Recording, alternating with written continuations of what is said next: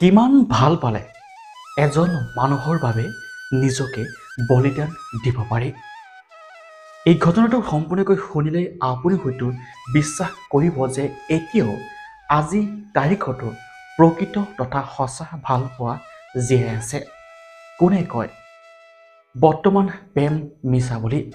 এই ঘটনাটো শুনিলে আপুনি হয়তো চকু পানী ৰখাব নোৱাৰিব।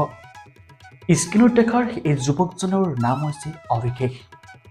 অভিষেকে যোৱা নৱেম্বৰ মাহৰ 30 তাৰিখে অঞ্জলি নামৰ এইগৰাকী যুৱতীৰ সৈতে বিবাহপাশত আবদ্ধ হয়।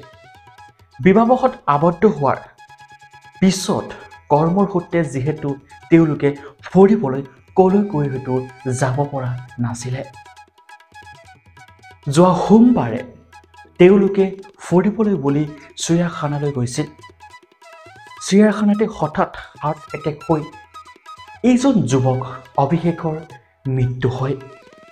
বিবাহৰ কিছুদিনৰ পাছতেই অকাল মৃত্যু হোৱাত এই দুখ সহ্য কৰিব নোৱাৰি এইগৰাকী যুৱতীয়ে তথা অভিষেকৰ পত্নীয়ে যি কাণ্ড কৰি দেখুৱালে, সেই কাণ্ডই এতিয়া সমগ্ৰ ভাৰততে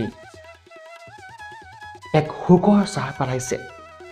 আপুনি হয়তো ভাবিবলৈ বাধ্য হ'ব যে বৰ্তমান সময়তো প্ৰকৃত ভালপোৱা আছে, প্ৰকৃত প্ৰেম আছে।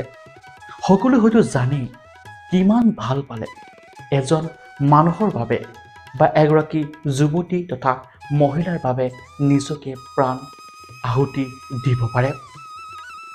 এইগৰাকী যুৱতীয়ে নিজৰ স্বামী তথা নিজৰ আপোনজনক এনেকৈ অকালতে হেৰুৱাৰ যি দুখ, সেই দুখ সহ্য কৰিব নোৱাৰি 7 মহলীয়া বিল্ডিঙৰ পৰা জাপ দি নিজেও আত্মহত্যাৰ দৰে ভয়ংকৰ পথ বাছি ল'লে। এক কৰুণ ঘটনাই জোকাৰি গ'ল সমগ্ৰ দিল্লীতে।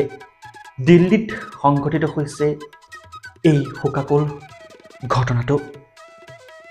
এই ঘটনাৰ পাছতেই সকলোৱে ছ'চিয়েল মিডিয়াৰ হেণ্ডেলত লিখিবলৈ আৰম্ভ কৰিছে যে কোনে কয় প্ৰকৃত ভাল পোৱা নাই, কোনে কয় বৰ্তমান সময়ত সঁচা ভাল পোৱা নাই। এওঁলোকে হৈছে একোটা উদাহৰণ। দুয়োজনে যেন স্বৰ্গত পুনৰ লগ হৈ তেওঁলোকৰ আদৰৰ সপোনবোৰ যেন তেওঁলোকে য'তেই নাথাকক কিয় তাতেই যেন পূৰণ কৰে। যিমান পাৰে সিমান এই ভিডিঅ'টো শ্বেয়াৰ কৰক আৰু সকলোৱে লিখিবলৈ নাপাহৰিব এওঁলোকৰ আত্মাৰ যাতে চিৰশান্তি লাভ কৰে। ধন্যবাদ। জয় অসম।